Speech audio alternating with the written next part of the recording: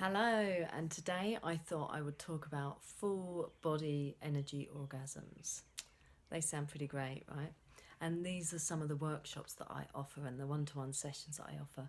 Because actually, when we learn to take orgasm away from the genitals, so it doesn't just become fixated in one area in our sex, actually, when we allow it to expand through the rest of the body, using breath and using sound and using movement and using touch and using different visualizations and technique, when we allow that sensation and that pleasure and that orgasmic feeling to flow through the rest of the body, then actually it's not just about our genitals. It really does become a full body orgasmic experience, and then you can find yourself experiencing orgasms in places that you may have never experienced before.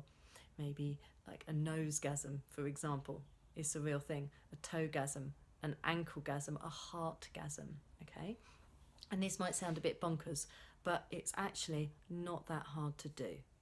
What we need to do is step away from that idea of what orgasm looks like. We've kind of been programmed, either through experience that we've had or pornography that we've watched, that orgasms look and feel a certain way.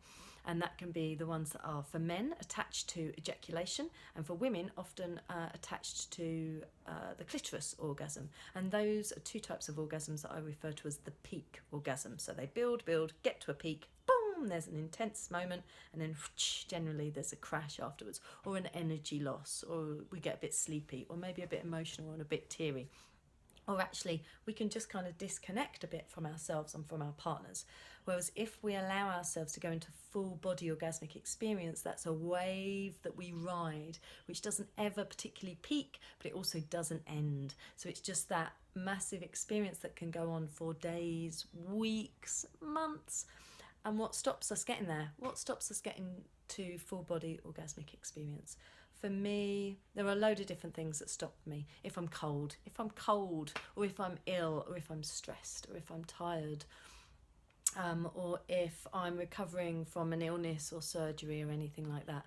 Anything that's going to kind of contract my body and contract my energy. So if I don't feel safe enough, for example, if there's fear in my body, if I don't feel that the environment I'm in is safe enough, if I feel like I'm going to be heard or to be caught or something like that, that's not going to be a pleasurable experience for me. So obviously, if you're practicing this with a partner, it's really important that you feel safe in your relationship emotionally, as well as all the other ways as well.